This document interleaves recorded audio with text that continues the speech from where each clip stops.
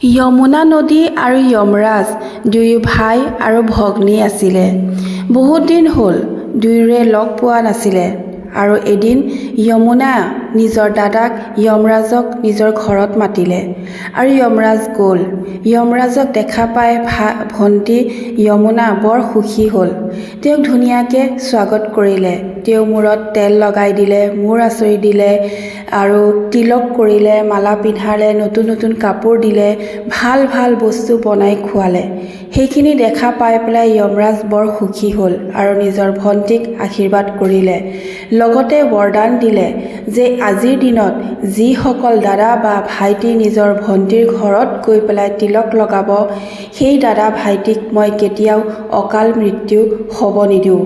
আৰু সেই দিনাখনৰ পৰাই এই ভাই ফুটাৰ নিয়মটো পালন কৰা হয়।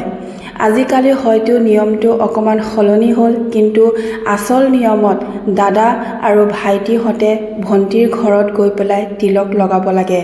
কিন্তু আজিকালি ভণ্টিহঁতে নিজৰ ঘৰত গৈ পেলাই দাদাহঁতক ফুট লগায়।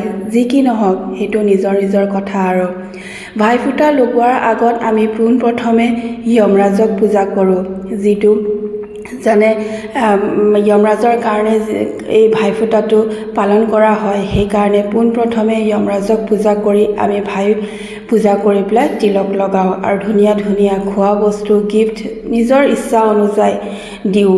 আৰু এয়াই হৈছে আমাৰ ভাইফোঁটাৰ নিয়মটো। বেলেগ বেলেগ বিহাৰী, মাৰৱাৰী আৰু বেলেগ বেলেগ জাতিৰো ভাইফোঁটা হয়, কিন্তু আমাৰ নিয়মটো অকণমান বেলেগ। আশা কৰিছোঁ ভিডিঅ'টো ভাল লাগিছে আৰু বুজি পাইছে যে মই কি ক'বলৈ বিচাৰিছোঁ।